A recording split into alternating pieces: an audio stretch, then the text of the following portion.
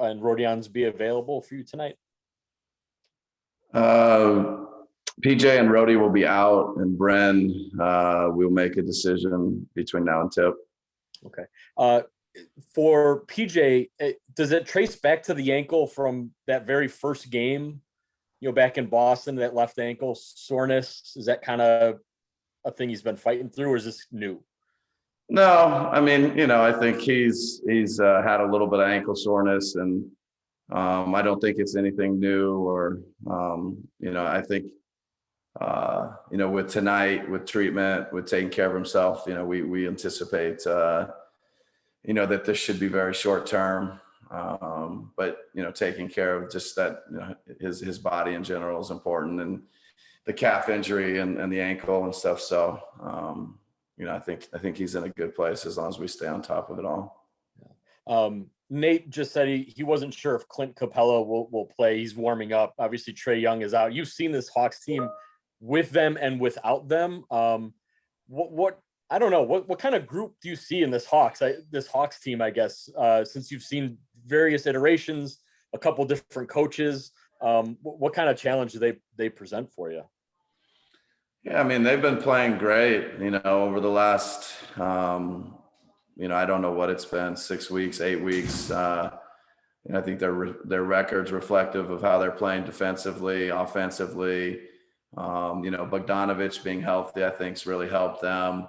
And regardless of who's on the court, they really play together. They play hard, which are kind of trademarks of Coach McMillan. And so I think no matter who plays, no matter who they put out there, you're going to expect a physical, tough kind of game. And so it'll be good for us today. Eric, name? Do you have any other injuries to report? No. Same starters then? Yes. Okay. When you see Chris have an 0 for 6 game, I know he only played 20 minutes, but when you see him have an 0 for 6 game, kind of what do you think? Is that something where the next game you got to make sure you get Chris in a groove? Is it just, well, that just happened and we're going to move on to the next game? Or kind of, does it put any alarm bells up or anything? Or kind of what do you view it as?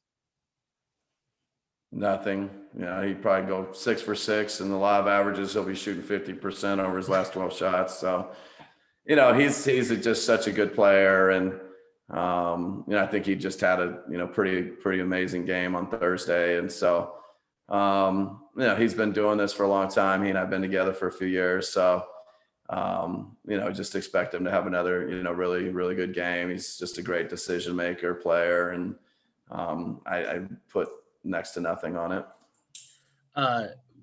As you've gotten to know Drew, I know a lot of times when I ask coaches kind of about how he impacts games, they always say his cutting, and that just really plays well with Giannis and Chris. What have you seen in that regard, and his ability to just find small gaps or find small holes and somehow just be open right by the basket?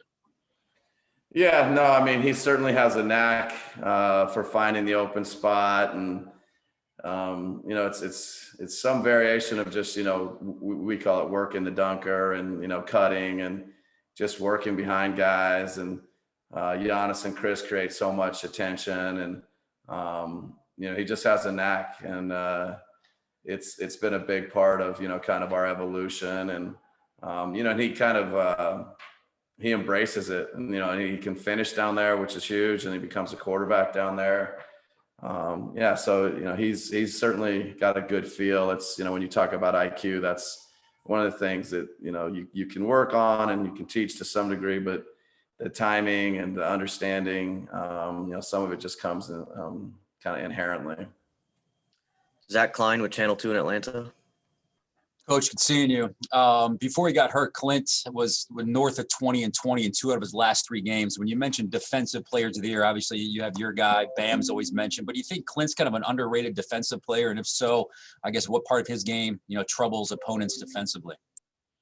Yeah, no, I think that, his rim protection really stands out.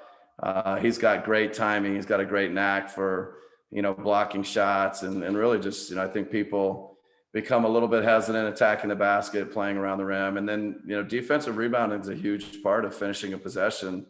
So, and sometimes shot blockers, it's hard to be both. But, those are the two things, his shot blocking and his rebounding, just allow them to be a really, a different defensive team when he's on the court. And, I do feel like he should be in that conversation. He's one of the elite defenders in our league. All right. Thanks, bud. Yep, Zach. Thanks, bud. All right. See you guys.